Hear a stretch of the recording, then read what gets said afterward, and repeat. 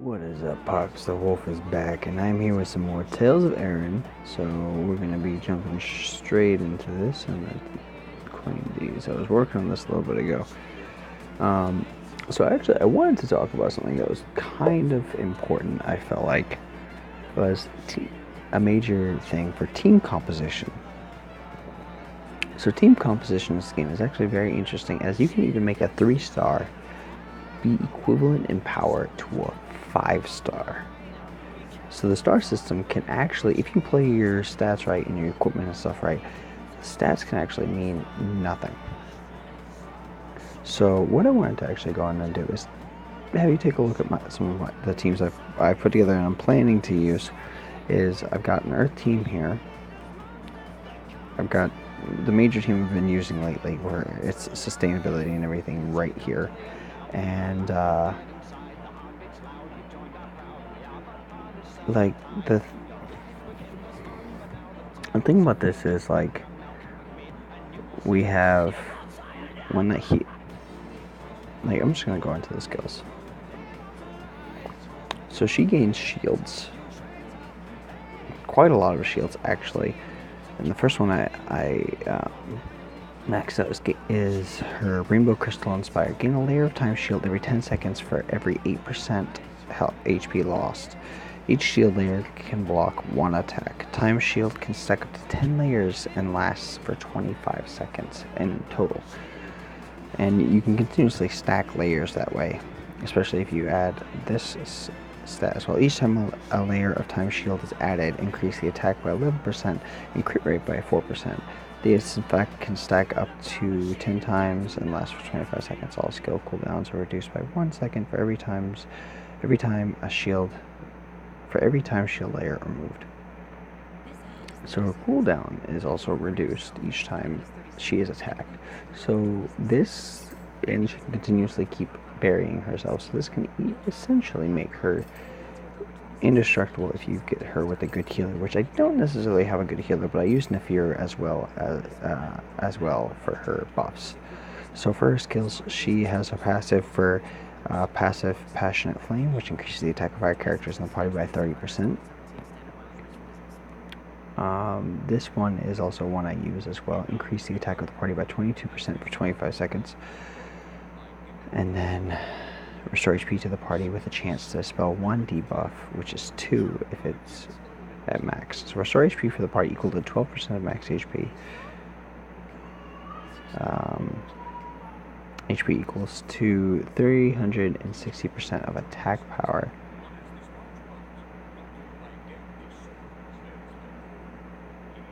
Effect reduces with less characters in the party.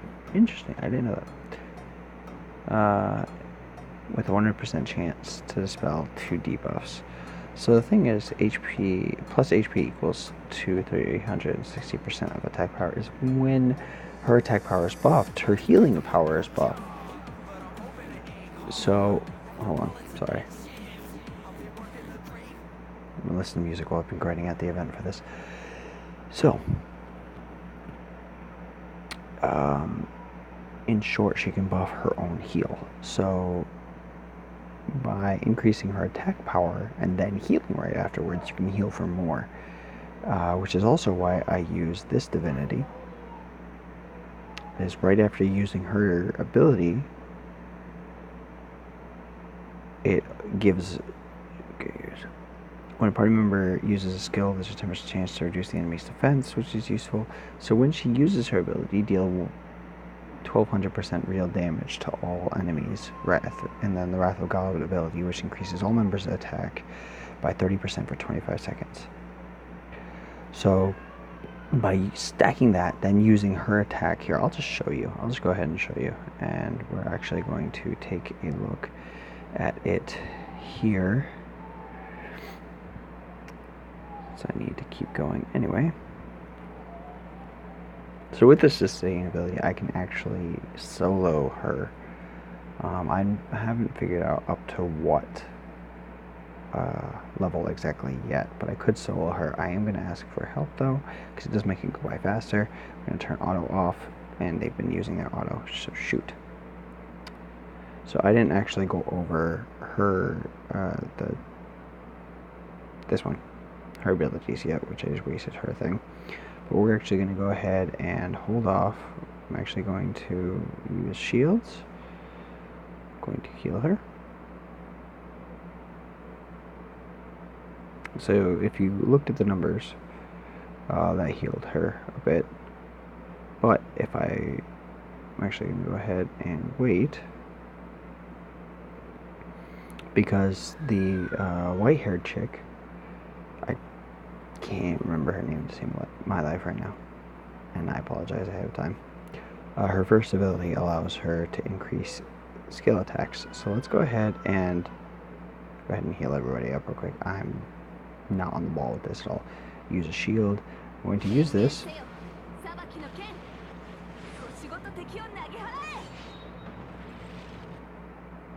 Do that.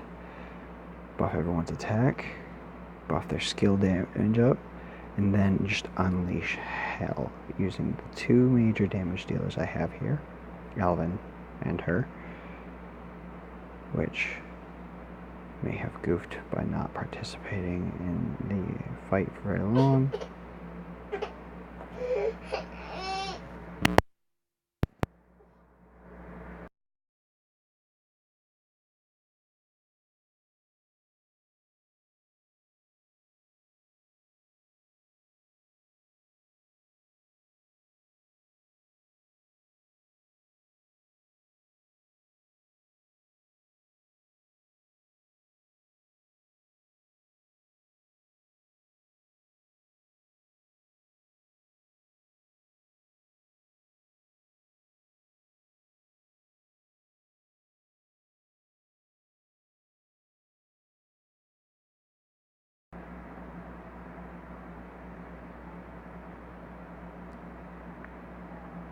Sorry about that.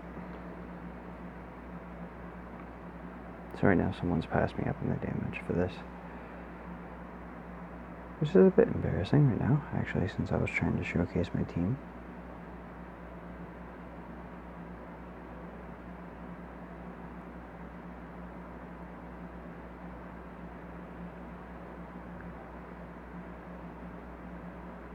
I generally have been using auto for this because, to be honest, grinding out this event has been very tedious in general.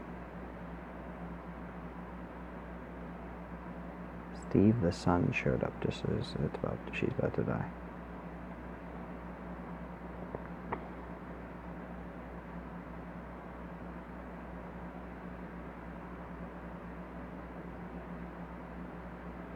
Okay, we're almost at 120.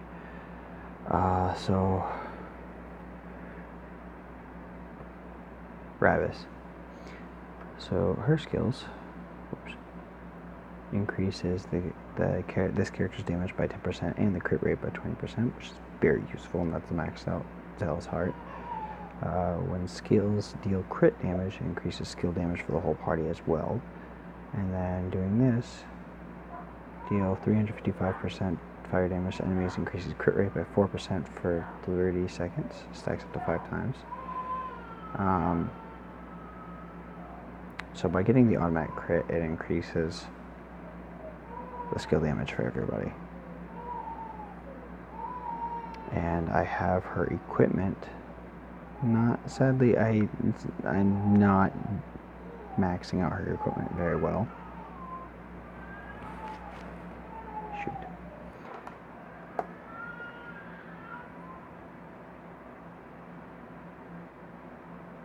Like, I haven't really been utilizing people's equipment the way I should, in my opinion. But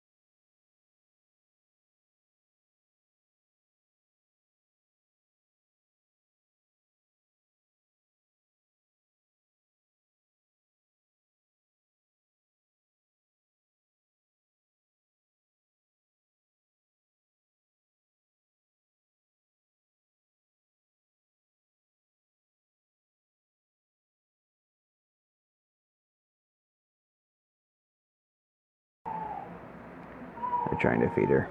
She's not wanting to eat right now. So I did notice actually with the event for the Nirvana Seeds for the Guild War that if you go under the workshop, you can reforge.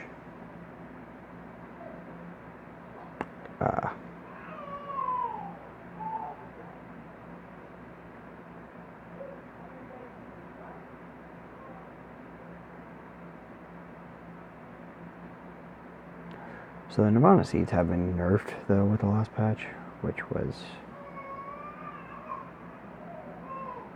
That's not what I wanted.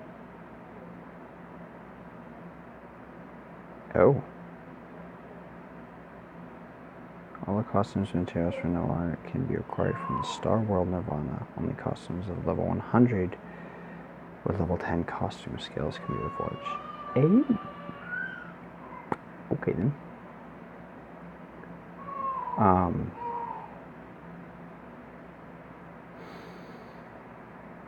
So long story short, I've also been using this party as my major damage dealing party for the guild tower, because I don't have to necessarily worry about sustainability for that.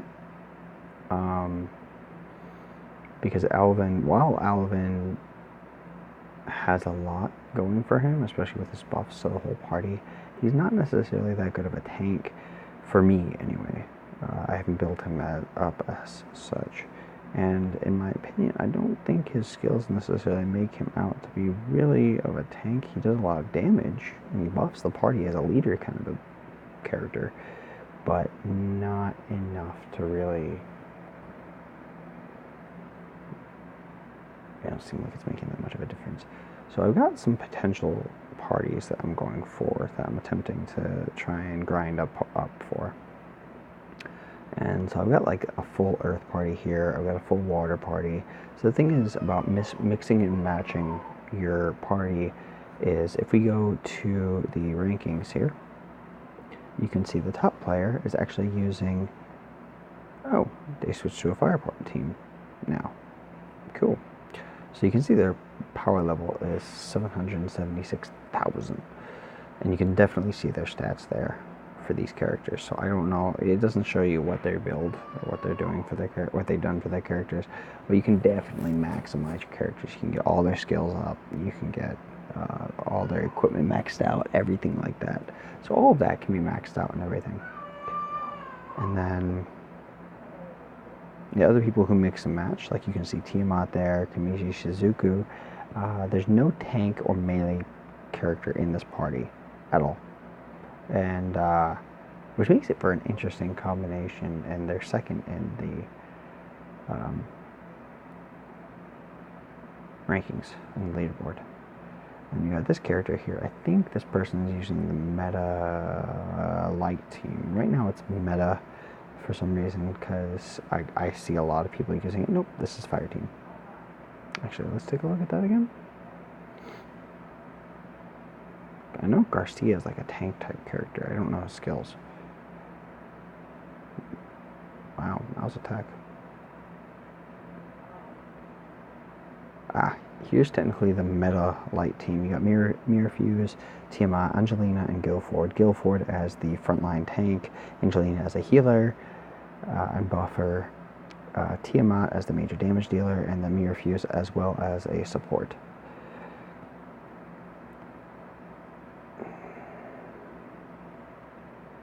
I mean, there's a lot of people you can kind of take from, again, light team, fire team. Like, a lot of people use generally all one element, which is not something you have to do at all in the least.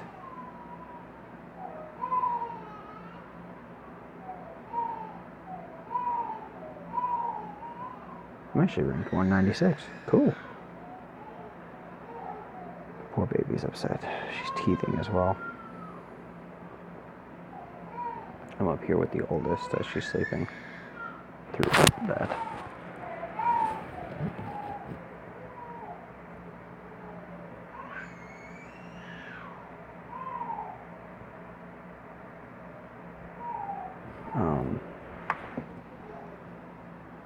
So sorry for kind of like the choppy, messed up video. intend for any of this to happen during recording, but I do have to cut it short, however. But I will post this up. Hopefully you guys will join in on me with this game. This game is, it is kind of grind fest, but it is a lot of fun. I actually had to do a purge on my guild lately.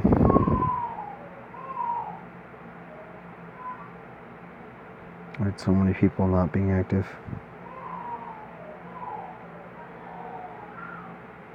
And it didn't help at all. And it just ran up the sports base we had. And ironically enough, I got rid of 40 members.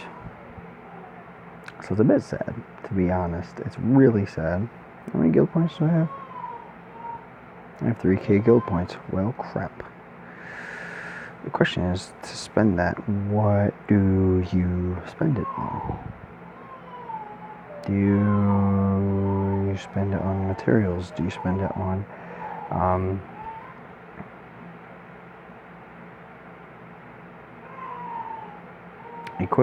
well, technically costumes in this game, but equipment? Do you spend it on God Wisdom, or do you save up for the 5-star unit? I don't know, to be completely honest. I don't know what I'm going to spend it on. I don't know yet. I'm not going to yet. So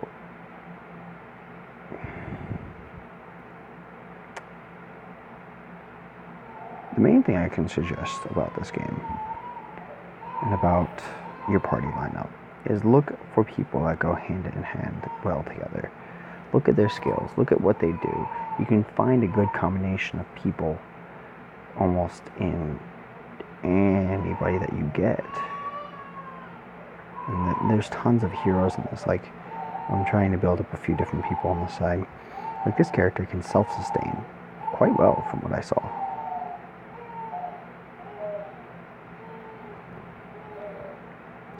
And then you've got a few different characters that can also, once again, more self-sustain. Kind of darkness self-sustain is kind of what they're going for. Or kind of what these characters look like, what they do. You got people who do debuffs, you got people who heal, you got people who do nothing but damage, you got people who evade, you got people who, if you stack their crit, they can just do massive amounts of damage. You got people who, I mean, there is potential for pretty much any character. By the way, these games and their characters. So, looking at this character, a lot of people would probably think that's a female centaur, right? Long pink hair and everything. It's a male. It's a boy.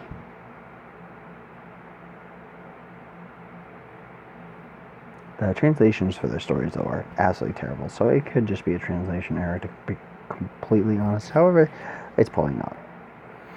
I'm sure it's not. Which is just kind of a funny thing to add on to there. But anyway, I hope you guys enjoyed the video. Again, I'm sorry for the lack of sound and content. I can't record sound on mobile as of this moment. The headset I was using for it kind of completely died down.